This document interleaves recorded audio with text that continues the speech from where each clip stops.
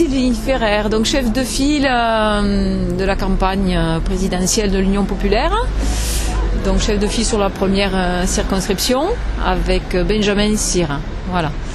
Donc aujourd'hui on a une campagne en fait autour du partage des richesses et la taxation des ultra-riches, parce que ça fait partie d'une campagne nationale lancée par le Parlement populaire, donc Parlement populaire de l'Union populaire.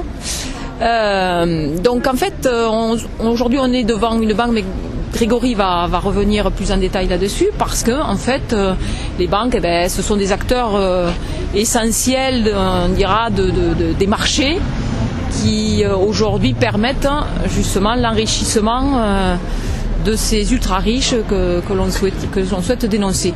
Donc aujourd'hui par exemple vous avez le nombre de milliardaires français qui a bondi, qui est passé de 95 à plus d'une centaine. Ils n'ont jamais été aussi riches que pendant la pandémie. En un an et demi de pandémie, les 5 fortunes les milliardaires, les 5 plus grosses fortunes de France, ont augmenté leur patrimoine financier de plus de 86%. Voilà.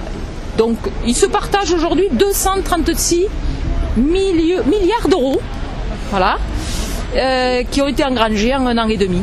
Voilà. Donc c'est 1 milliard, enfin pour donner une idée, 1 milliard, c'est 1 million de personnes payées 2 000 € par mois pendant 4 ans. Voilà. Donc aujourd'hui on manque de tout, personnel hospitalier, personnel dans l'éducation nationale, dans la justice, voilà. Ça permettrait de financer énormément d'emplois.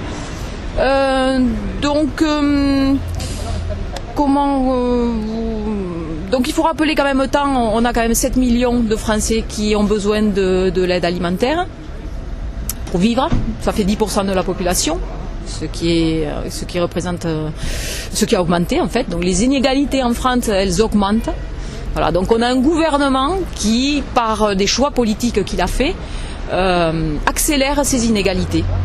Donc dès le départ, il y a eu la baisse des APL pour les étudiants. Il y a la réforme aussi de l'assurance chômage qui a fait qu'on a plus de 50% de chômeurs qui ne touchent aucune indemnité, plus ceux qui la touchent moins longtemps, voilà. Donc on a eu une accélération de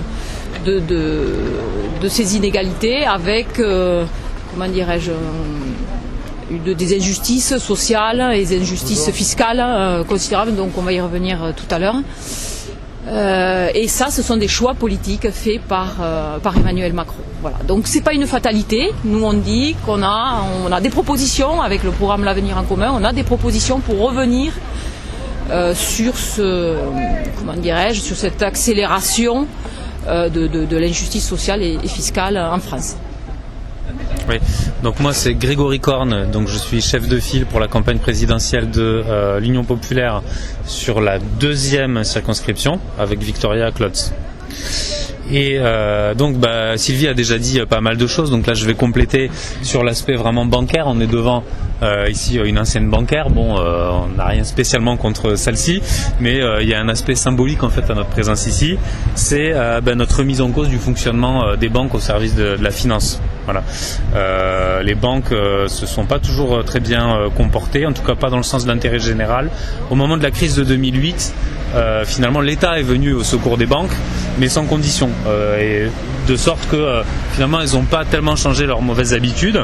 Et donc nous entendons, si les Français nous font confiance et nous mettent au pouvoir, effectivement faire en sorte que les banques soient au service de l'intérêt général. Alors comment ? D'abord en instaurant une réelle taxe sur les transactions financières. Ça, je ne sais pas si tu l'avais peut-être déjà signalé.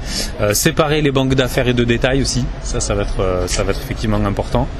Et puis, alors, une de nos mesures vraiment clés, c'est la création d'un pôle public bancaire. Public. Alors pourquoi ? Parce qu'il est, à notre avis, crucial d'orienter l'argent en direction des projets qui soient socialement et écologiquement utiles. Voilà.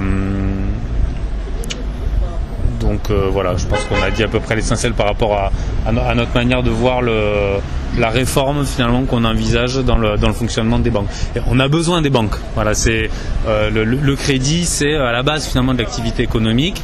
On a des grands projets pour la France, on aura besoin des banques, on a besoin que les banques soient au rendez-vous et voilà, et qu'elles soient orientées vers l'intérêt général et non plus vers la spéculation comme c'est le cas actuellement.